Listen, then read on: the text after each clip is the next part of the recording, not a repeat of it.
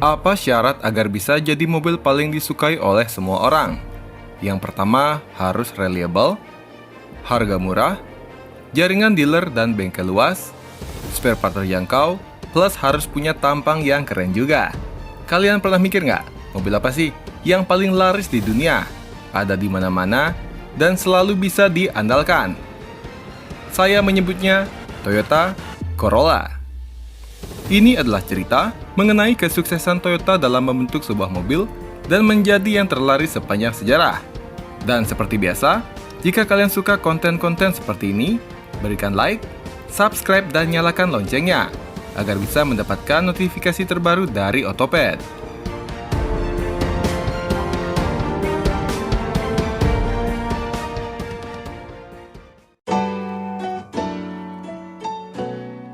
Semua dimulai di tahun 50-an, ketika Jepang sedang bangkit kembali sejak pasca Perang Dunia Kedua. Rakyat Jepang butuh mobil rakyat yang multifungsi, terjangkau, awet, dan tahan lama. Seluruh pabrikan Jepang kala itu berlomba-lomba menciptakan yang terbaik dan tidak ada persaingan kala itu. Semuanya saling bahu-membahu untuk bisa kembali membangun negeri. Tak terkecuali Toyota, yang memang sudah membuat mobil sejak tahun 1936. Sebelum Corolla, Toyota sempat memperkenalkan Publica, namun setelah beberapa generasi, Toyota tidak lagi melanjutkan mobil tersebut. Sebagai penggantinya, Corolla diperkenalkan pada tahun 1966 dengan kode E10. Nama Corolla sendiri berasal dari bahasa Latin yang berarti crown of flower atau mahkota bunga. So, harapan pendiri Toyota, mobil ini bisa mekar di pasar otomotif. Tatsuo Hasegawa adalah orang di balik Corolla generasi pertama. Ia adalah seorang insinyur yang sebelumnya merancang Publica dan beberapa mobil Toyota lainnya. Sebagai pemimpin utama proyek Corolla, Tatsuo Hasegawa mendapatkan kepercayaan dari para petinggi. Corolla generasi pertama awalnya cuma punya varian 2 pintu. Lantas, keluar deh sedan 4 pintu. Lalu dilanjutkan dengan versi wagon. Dan mesinnya digunakan bertipe K-Series dengan mesin 1100 cc OHV, pushrod, 4 silinder, dengan tenaga mencapai 58 HP. Mesin ini berkembang menjadi KB series yang sama-sama 1100 cc, namun memakai twin karburator dengan tenaga hingga 70 HP. Pada akhir periode Corolla E10, ia mendapatkan update mesin terakhir dengan kapasitas 1200 cc dengan kode 3K yang pakai single karburator dan 3 KB dengan twin karburator, dengan tenaga dari 63 hingga 75 HP. Sejak pertama kali diluncurkan dengan banyaknya pilihan, Corolla menjadi mobil terlaris di Jepang di akhir tahun 60-an. Ia bertenaga dengan mesin yang minim getaran, akibat menggunakan struktur crankcase yang didukung oleh 5 bearing. Transmisi pun ada 2 pilihan, yakni 4 percepatan manual dan 2 percepatan otomatis. Nah, fitur menarik lainnya ialah, meskipun diciptakan sebagai mobil rakyat yang sederhana, namun Corolla punya kualitas yang baik, seperti lampu depan dengan housing aluminium, yang kala itu bahan aluminium itu hanya dipakai pada mobil menengah ke atas. Dan di bagian interior pun terkesan elegan, meski dengan label mobil rakyat. Kesuksesan Corolla nggak cuma di Jepang doang. Dengan Corolla generasi kedua, yang memiliki kode E20, Toyota lantas mengekspor mobil ini pada tahun 67 ke benua Australia, yang menjadi benua atau negara pertama penjualan Corolla di luar Jepang, dan dilanjutkan ke Amerika Serikat setahun setelahnya. Seketika produksi Corolla menjadi global. Keputusan Toyota untuk membuat pabrik baru pada tahun 66 sangatlah tepat. Pabrik yang berlokasi di Takaoka ini khusus menangani produk Toyota yang diekspor ke luar negeri.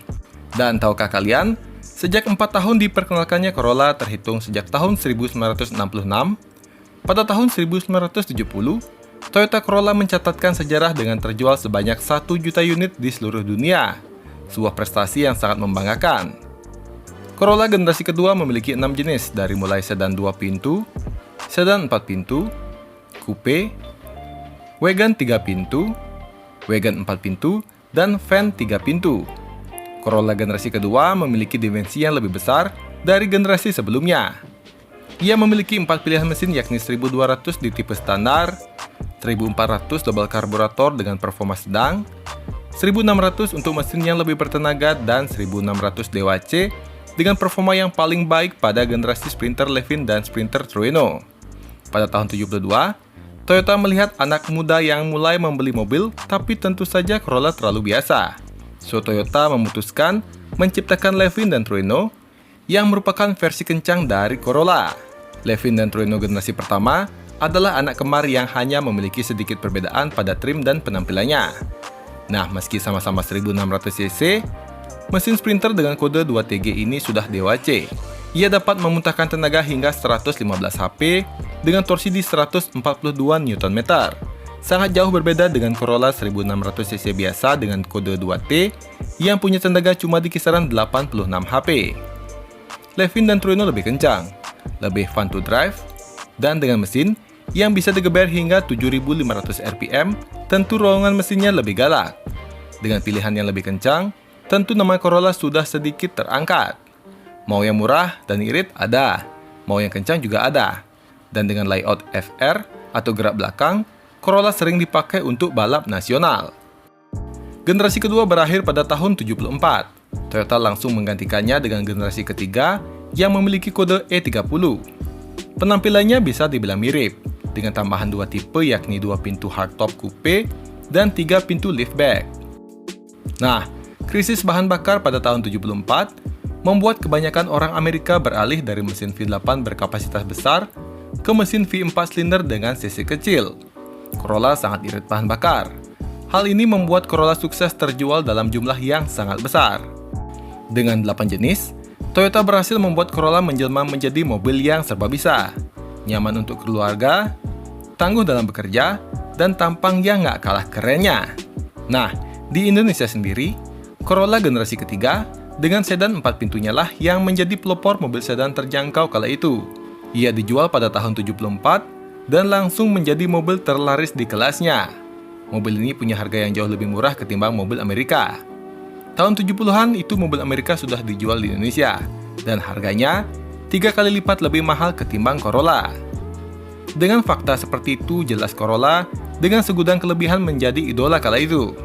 Sama seperti mobil Amerika, mobil ini bisa untuk apa aja. Bahkan pada tahun 70-an, taksi-taksi yang beredar di ibu kota adalah Corolla.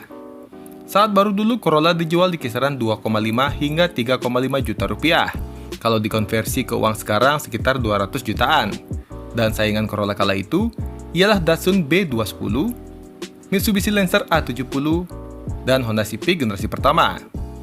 Namun Toyota Corolla dengan reputasi spare part dan jaringan luas, plus harga yang lebih murah, menjadi raja sedan di tahun 70-an.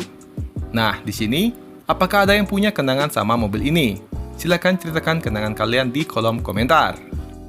Corolla generasi ketiga stop produksi pada tahun 79, namun Toyota baru memperkenalkan generasi keempat pada tahun 80 dengan kode E70. Di Indonesia juga ada banyak nih.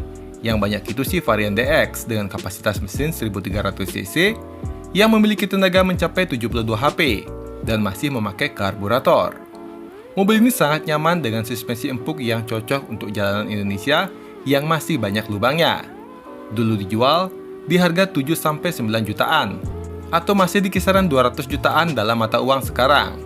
Mobil ini menjadi salah satu Corolla terlaris sepanjang sejarah, berkat aksinya di beberapa ajang balap nasional. Corolla DX sering dipakai dalam kejuaraan rally lokal dan beberapa balapan amatir di banyak negara.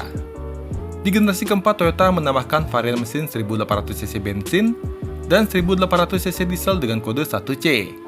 Varian cc besar ini dibuat karena banyak sekali nih warga Amerika dan Eropa yang mengeluhkan Corolla itu kurang bertenaga. Wajar ya, saingannya kan mobil-mobil V8 berkapasitas lebih dari 5000cc. Karena meskipun mobil rakyat, bolehlah kencangan dikit. Jalanan di sana tuh panjang-panjang, mungkin biar mobilnya nggak terlalu kehabisan nafas. Dan tahukah kalian, generasi keempat adalah generasi terakhir Corolla yang berpenggerak roda belakang, kecuali Corolla yang berperforma tinggi seperti Levin dan Trueno. Corolla DX memiliki bentuk yang super boxy. Ini memang style yang terkenal sebagai Japanese old school pada tahun 80-an, dengan lampu belakang persegi, fender dan kap yang mengotak. Lantas di bagian interior, jelas lebih modern ketimbang generasi sebelumnya. Saingan utama dari generasi ini malah datang dari pabrikan Amerika, yakni Ford Escort MK3. Escort memiliki mesin 1100, 1300, dan 1600 cc dengan tenaga dari 50-79 HP. Meski ini adalah sebuah hatchback, namun Escort bersaing secara penjualan dengan Corolla. Karena krisis minyak, dan karena Corolla sangat populer di Amerika, tentu Ford nggak tinggal diam. Maka, Escort adalah senjata dari Ford untuk bersaing bersama Corolla. Dan secara data, memang Escort adalah salah satu mobil paling laris dalam sejarah dan menempati posisi ke-7. Cuma sayang, generasi keempat ini produksinya sangat singkat, cuma sampai tahun 83. Karena Toyota segera memperkenalkan penggantinya pada tahun 84 dengan Corolla generasi kelima atau seri E80. Alasan Toyota ialah biar Corolla itu nggak ketinggalan model. Mengingat, banyak mobil yang terlahir di awal tahun 80-an sudah memiliki desain yang kembali membulat.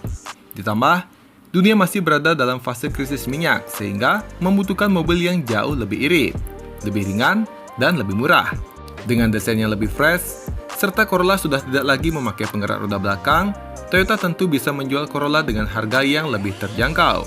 Lebih irit bahan bakar, karena jelas penggerak roda depan itu lebih irit, karena banyak part yang ditiadakan. Dan dengan desain yang selalu mengikuti zaman, Corolla tuh nggak ketinggalan zaman. Selain itu, platform E70 sudah mendekati batas kemampuannya untuk bisa memenuhi regulasi aturan emisi yang semakin ketat. Dan jika dibandingkan dengan saingan Corolla kala itu seperti Civic misalnya, mobil ini sejak awal memakai penggerak roda depan dan selalu punya fansnya sendiri. Tapi, ada tapinya. Toyota nggak mau menghilangkan kebahagiaan para speed freak begitu aja. Karena di pertengahan tahun 80-an, Toyota memperkenalkan dua Corolla yang paling spesial yang pernah dibuat. Ia adalah Sprinter Levin dan Sprinter Trueno. Levin dengan lampu biasa, dan Trueno punya lampu model pop-up yang memang kala itu, mobil berperforma tinggi pakai lampu pop-up biar terlihat lebih serius.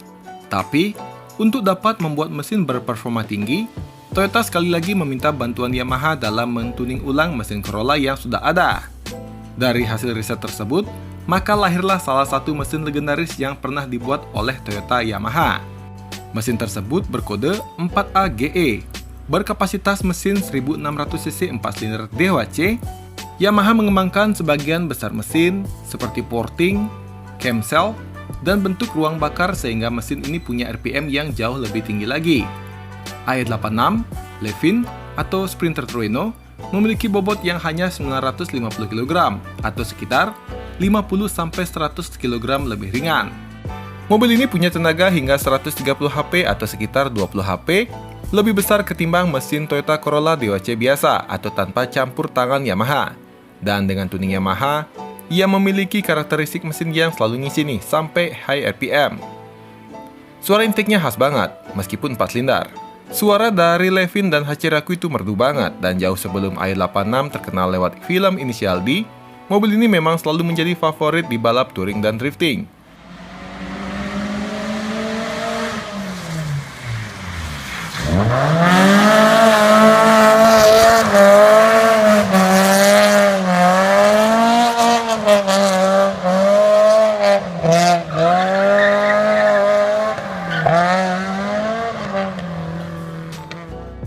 Saingan dari Toyota AE86 adalah mobil yang punya performa nggak kalah keren, ialah Nissan Pulsar N12. Ia menggunakan mesin 1500cc turbo dengan tenaga hingga 115 HP. Meskipun dengan tenaga yang sedikit di bawah Hachiraku, namun Pulsar punya bobot yang lebih ringan lagi, sekitar 850 kg. Cuma memang, karena Pulsar itu FWD atau gerak depan, so mobil ini tuh nggak begitu populer di dunia balap. Kan nggak bisa ya, dipakai buat ngedrift. Nah, AE86 menjadi Corolla generasi kelima terakhir yang dibuat. Karena Toyota Corolla generasi ke-6 lantas diperkenalkan pada tahun 87. Seri yang juga sering disebut sebagai Corolla Twin Cam dengan kode AE92 ini hadir dengan banyak sekali perubahan jika dibandingkan dengan generasi sebelumnya. Dari segi desain, ia lebih membulat, meninggalkan gaya boxy pendahulunya, membuat ia terlihat sedikit lebih modern. AE92 menawarkan fitur mewah pada zamannya, seperti power window dan power steering. Sama nih, seperti Toyota yang sudah-sudah, AE92 pun terkenal bandel, mudah dirawat, dan suku cadang yang melimpah.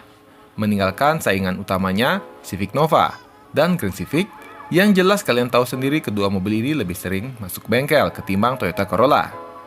Di bagian mesin, Corolla generasi ke-6 dijual dengan 3 varian, yakni mesin 1300cc SOHC, 1600cc Limited yang mobil ini nih membawa nama twin cam populer. Dan yang terakhir ialah varian 1,6 GTI versi terkencang dengan mesin 4 AGE yang sudah menggunakan injeksi dan mampu menorehkan tenaga hingga 138 HP. Sayang ini cuma dijual di Jepang aja atau JDM. Mobil ini menjadi hot sedan pada masanya. Dan yang menarik ialah di varian GTI bahkan sudah dilengkapi dengan cakram pada keempat rodanya. Dan yang spesial lagi dari twin cam i92 ialah di era ini Toyota memecahkan rekor penjualan karena generasi ke-6 berkontribusi besar saat Toyota berhasil menjual 15 juta unit model Corolla. Ini termasuk generasi-generasi sebelumnya ya. Dan menegaskan posisi Toyota sebagai mobil terlaris di dunia. Nah, di Indonesia ada satu mobil Corolla AE92 yang sangat menarik akhir-akhir ini. Sebuah mobil Corolla liftback tahun 88 yang dimodifikasi dengan mengganti bagian bumper, kap mesin, dan lampu depan dengan milik Sprinter Trueno. So, mobil yang awalnya mungkin biasa aja nih bagi sebagian orang, namun di tangan orang yang tepat bisa menjadi spesial. Generasi ke-6 berakhir pada tahun 93, lantas dilanjutkan dengan generasi ke-7 pada tahun 94. Sebuah ikon sedan tahun 90-an yang sangat digemari di Indonesia. Mobil ini juga salah satu mobil Toyota yang saya idam-idamkan saat remaja dulu. Toyota Creed Corolla dengan kode E100 dan E101 di model facelift.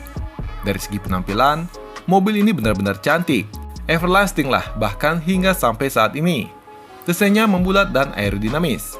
Di permesinan ia dijual dengan dua pilihan mesin yakni 1300cc dengan karburator, ditujukan untuk efisiensi dan harga yang lebih terjangkau. Lalu yang kedua, 1600cc DOHC injeksi. Ini varian yang paling laris. Mesin DOHC 16 valve membuat ia bertenaga. Lantas injeksi membuat mobil ini irit bahan bakar. Dengan tenaga yang mencapai 115 HP, Greco dapat memberikan kenyamanan dan ketangguhan di saat yang bersamaan. Karena Toyota juga melakukan revisi pada bagian suspensi yang bisa dibilang naik kelas dari generasi sebelumnya. Ia juga sudah menggunakan rem ABS, so lebih aman nih buat diajak sedikit ngegas di jalanan.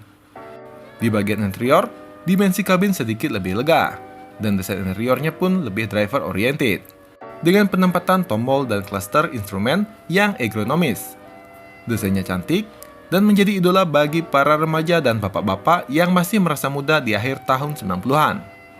Greco bersaing bersama Honda Civic Genio, yang sebetulnya sih secara penampilan, Genio pun nggak kalah timeless. Mesinnya sama-sama 1600cc, namun Genio punya tenaga yang sedikit lebih besar di 120 HP. Secara feel mengemudi, Genio lebih fun to drive, tapi Genio suka main ke bengkel, terutama di generasi awal yang suka overheat. Selain itu, kaki-kaki Honda itu tidak sebaik Toyota. Dan tahukah kalian, Honda Civic juga merupakan salah satu mobil yang terlaris di dunia dan ia menempati posisi kelima. Setelah masa kejayaan generasi ke-7, Toyota meluncurkan generasi ke-8 pada tahun 95 secara global dan mulai hadir di Indonesia sekitar tahun 96. Model ini dikenal dengan nama Toyota All New Corolla. Generasi ini sering ditandai dengan kode sasis AE110 dengan mesin 1300 dan 1500cc yang ekonomis, yang punya tenaga dari 88 hingga 100 HP. Lantas ada AE111 untuk mesin 1600cc yang lebih bertenaga dengan tenaga hingga 110 HP. Dan yang terakhir, AE112 untuk mesin 1800cc di versi yang paling tertinggi dengan tenaga hingga 120 HP. Di Indonesia sendiri, Corolla generasi ke-8 yang dijual itu yang versi AE110 1300 dengan Corolla 1.3 XLI dan AE111 1600 SEG. Jika Great Corolla identik dengan desain membulat dan clean, All New Corolla justru mengambil langkah yang sedikit lebih kalem atau bahasa kerennya sih lebih dewasa. Perubahan yang paling mencolok adalah lampu utama yang lebih besar dan agak berbentuk oval atau seperti tetesan air mata. Salah satu fokus utama Toyota pada generasi ini adalah pengurangan bobot. Toyota melakukan revisi struktural dan menggunakan baja berkekuatan tinggi atau high tensile steel untuk mengurangi bobot kendaraan secara total, yang bertujuan untuk meningkatkan efisiensi bahan bakar dan juga handling. Desainnya terasa lebih formal dan kurang anak muda jika dibandingkan dengan generasi sebelumnya, karena Toyota mencoba menarik minat pembeli yang lebih dewasa dan mapan. Mobil ini dijual dengan fitur lengkap seperti ABS, dual airbags, variable timing wiper, dan sebagainya. Lantas di tahun 96, Mitsubishi memperkenalkan Galant, dan mobil inilah yang menjadi saingan dari Corolla di pasar. Cuma kalau ngomongin performa sih semua orang tahu ya kalau Galant itu lebih powerful. Tapi jelas, Toyota memiliki keunggulan di harga part yang jauh lebih murah. Corolla generasi ke-8 dijual selama 7 tahun sampai tahun 2002, tentu dengan beberapa facelift beberapa kali, hingga akhirnya harus digantikan dengan Corolla generasi ke-9 pada tahun 2000, dengan kode E120. So, dalam 2 tahun Toyota menjual Corolla dengan 2 generasi yang berbeda. Alasannya kali ini, Corolla punya misi yang sedikit berat. Karena Toyota menginginkan Corolla sedikit naik kelas, alias jadi mobil sedan yang lebih premium. So, ada waktu transisi 2 tahun sekaligus Toyota ingin melihat apakah Corolla premium itu laku atau enggak. Nah, generasi ke-9 memiliki bodi yang lebih besar. Ia dijual dengan 2 versi, yakni pasar Jepang, Eropa, dan Australia, dan yang kedua ialah Corolla Altis untuk pasar Asia Tenggara dan Amerika. Di Indonesia, Altis menggunakan mesin berkode 1ZZFE dengan tenaga 120 HP untuk tahun 2001 dan tahun 2003. Lantas, 1ZZFE dengan tambahan VVTi yang memiliki tenaga hingga 134 HP di tahun 2004. Dan untuk pertama kalinya, Corolla Altis di Indonesia diimpor secara CBU dari Thailand. Mobil ini pakai mesin 1800cc tapi dengan tambahan VVTi. So, konsumsi bahan bakarnya terbilang ekonomis, mencapai 12 hingga 14 km per liter. Dan memang, mesin ini terkenal sangat halus, irit dan tahan banting. Penampilan mobil ini pun mewah, tapi ada juga beberapa orang yang bilang desainnya tuh terlalu aman, kurang sporty, lebih cocok nih buat bapak-bapak. Di bagian interior, mobil ini lega, dengan legroom belakang yang jauh lebih luas ketimbang generasi sebelumnya, dengan material interior yang sangat apik. Pada masanya, Altis bersaing dengan Honda Civic generasi ke-7 dengan performa dan harga jual di kelas yang sama. Meskipun, baik Altis dan Civic pun saat itu punya saingan di kelas MPV. Kala itu orang-orang lebih memilih Avanza atau Kijang karena lebih bisa dipakai buat apa aja. Namun meskipun demikian, antara Altis dan Civic, jelas Altis lebih laku secara penjualan. Semakin kesini, Toyota dan mungkin juga pabrikan lain sudah lebih jarang memperkenalkan mobil baru. Dulu, life cycle Corolla itu ada di angka 3-4 tahun, dan kini generasi ke-9 memiliki umur 7 tahun. Hal ini terus berlanjut ke generasi ke-10 yang diperkenalkan pada tahun 2006, yang dijual sampai tahun 2013, yang berarti 7 tahun juga. Corolla Gen 10 dengan kode E140 terkenal sebagai produk Corolla yang paling matang secara global. Ia lahir dengan misi mempertahankan gelar sebagai mobil paling laku di dunia. Dan menariknya, generasi ini benar-benar berhasil. Bahkan Gen 10 sempat menjadi salah satu Corolla dengan penjualan tahunan tertinggi sepanjang sejarahnya. Mobil ini dijual dengan nama Corolla Axio di Jepang, Corolla Finder untuk tipe wagon. Selain itu ada 2 nama lain yakni Blade dan Auris di Eropa, Amerika, dan Australia. Cuma untuk pasar Asia Tenggara terutama di Indonesia masih menggunakan nama Corolla Altis dan dijual dengan mesin baru yakni 2ZR FE dengan kapasitas 1800cc yang memiliki VVTi yang diyakini lebih bertenaga dan hemat bahan bakar. Untuk fitur bisa dibilang sudah lengkap ya. Ada AC digital, 4 airbags, suspensi lebih nyaman, kabin lebih kedap suara, dan di sektor keselamatan sudah pakai ABS dan EBD. Di beberapa review otomotif bahkan mengatakan Altis generasi ini adalah Corolla yang paling nyaman dalam sejarah. Selain itu, berkat nama Corolla yang sudah terlalu lama dikenal orang, resale value dari setiap Corolla pun juga sangat tinggi. Memang sih ya, beli mobil atau motor itu fungsinya dibuat dipakai. Namun, hal ini sangat penting di Indonesia. Karena konsumen Indonesia itu mikirnya jauh ke depan. Siapa juga nih mau beli mobil mahal-mahal, dan setelah setahun depresiasi penurunan harganya gila-gilaan. Saingan Altis kala itu jelas Civic FD. Secara kenyamanan, mungkin Altis menang. Tapi secara gengsi siapa sih yang nggak mau Civic FD? Mobil ini sangat populer pada masanya. Tampangnya sporty, fun to drive, dengan handling yang juara. Cuma tetap aja, kalau ngomongin penjualan secara global, Altis terjual sangat masif di Amerika, Asia Tenggara, dan juga Timur Tengah. Toyota lantas memperkenalkan Corolla E170 atau generasi ke-11 pada tahun 2013 hingga tahun 2019. Kali ini, desain Corolla semakin futuristik dengan tatapan lampu depan yang tajam, grill lebih besar, bodi lebih panjang namun lebih ceper. Corolla kala ini ingin terlihat sporty namun tetap elegan. Toyota ingin Corolla sedikit mirip Camry, namun tetap punya harga yang murah. Di bagian fitur, Toyota menanamkan banyak sekali fitur baru seperti cruise control dan stability control. Dan di beberapa negara, tapi nggak ada Indonesianya ya, sudah pakai Toyota Safety Sense, radar cruise control, dan lane departure warning, menjadikan Corolla sangat nyaman untuk dipakai sehari-hari.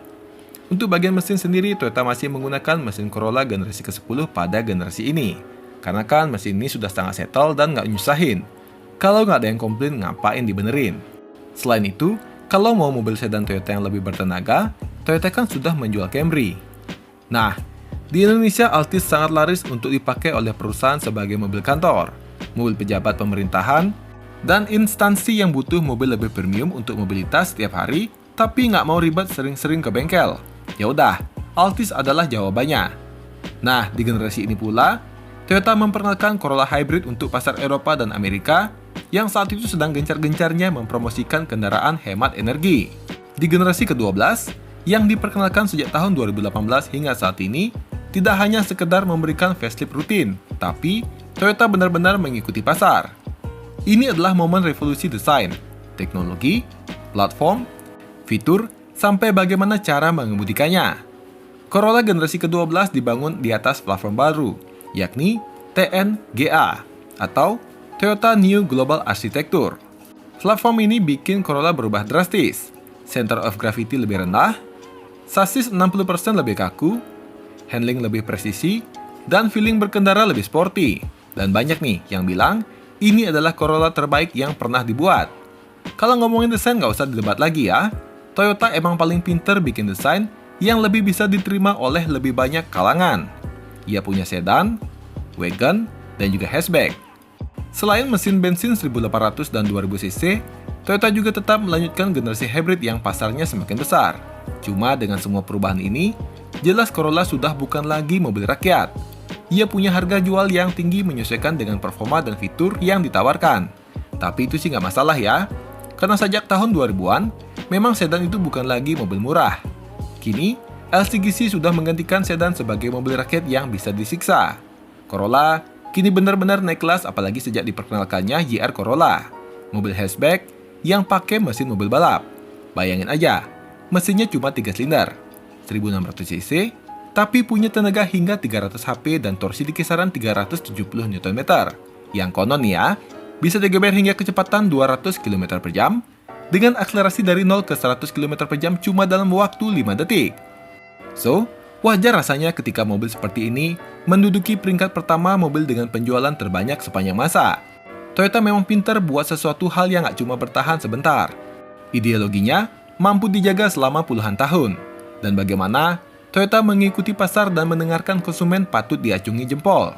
Ya meski tidak ada yang sempurna ya, banyak juga yang mengeluhkan Toyota.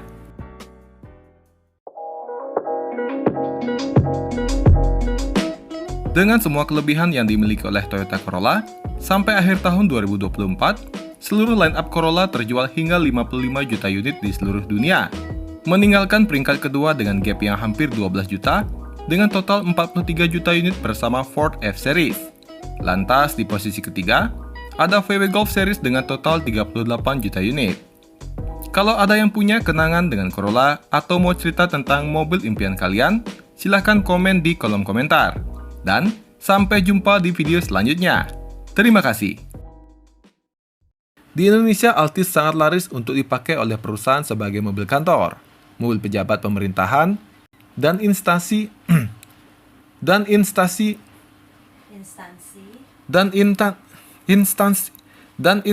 yang butuh mobil lebih premium untuk mobilitas, tapi setiap hari,